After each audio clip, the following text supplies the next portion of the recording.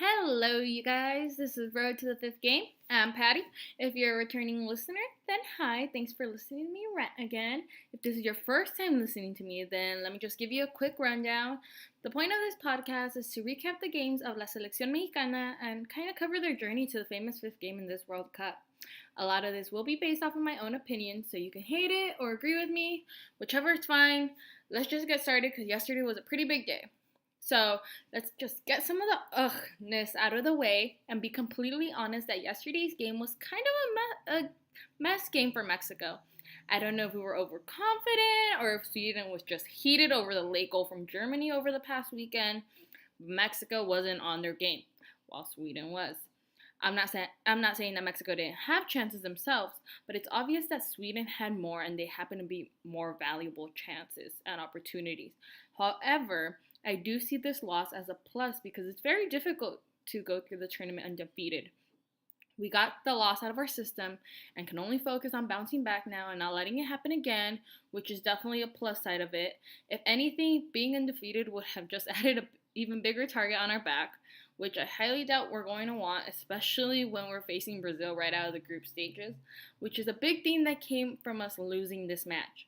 If we could have stayed in first place, then we would have faced Switzerland. I'm not saying they're an easier team, but they're definitely not Brazil. But honestly, after that game, I didn't even care about who we faced. All I did care about was making it to the next round, which I will be kind of talking about next. So let's just get straight to it. South Korea is clutch as hell. I had never ever felt such a rush of emotions from watching a sporting event. And I watch a lot of sports, trust me. I'm a sports journalism major. That's kind of my job.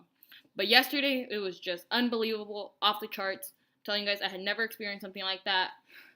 I hope to experience more like that, just not with a team I very deeply love. So I want to feel it. I want to experience it once again, just a little bit more stress-free. When the groups were first announced a couple of months back, everyone said that Group F was a group of death. And I just shrugged it off. I was like, no. It's not the group of death. Get over yourself. And I was probably saying that every other group was a group of death, but Group F. Simply because I didn't think that the group of death should be defined by that name just because it has the reigning champions. But I feel like now when I look back at it and think about it, it might have also been the fact that I didn't want to believe that Mexico would actually be a part of the group of death because I know just how much anxiety it would add on to me, and just from it sitting in my mind for months, it would probably kill me before the World Cup even started. It would probably be the only thing I would ever think about. But yesterday, probably by minute 80, while I was watching both games simultaneously, was when it finally set in and when I finally realized that we were in the group of death. I had my whole epiphany on Twitter. I had friends messaging me and all this stuff, like, you're just realizing it, or finally, like, you come to terms with it. Yeah, I tried to push it off as much as I could, but I'm telling you guys, by minute 80, there was no going back. And all of that anxiety that I had bottled up since hearing the announcement of the groups just happened to come out. I honestly thought I was going to die from stress, from these games. And I'm sure that many of you felt the same way. But once South Korea scored, it was all I needed to settle down and breathe. I just want to thank all South Korean fans out there for their team doing the unthinkable and actually pulling out a win to defeat Germany and help us move on. I honestly don't know what I would do if Mexico wouldn't have made it through out of the group stages after those two first wins. So big shout out to South Korea for coming through.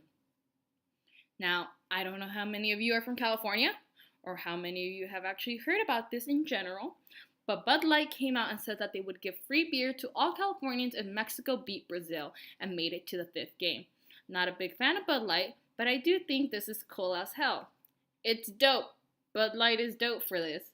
I'm sure many of you have seen how crazy fans in California have been during this World Cup from watching videos online, Facebook, Twitter. You guys know the deal. So just imagine mixing in free beer and some summer heat.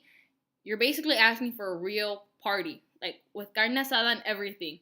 Everyone's invited. like all your vecinos are gonna be there con la banda and all this stuff. That's how it's gonna go down. I don't know how Bud Light will handle this, but let's just hope they keep their word and that Mexico can pull off the win. Now I know this podcast is a little short. I'm so sorry, but after yesterday I had to take like a 5-hour nap after the game to just relax, kind of come back to it. So I might have lost a lot of my thoughts that I would have had right after the game. But you know what? I'm sorry. Next game will be on Monday against Brazil at 7 a.m. Pacific time. It's either a win or go home. There's literally no better way to put it. Win big or go home.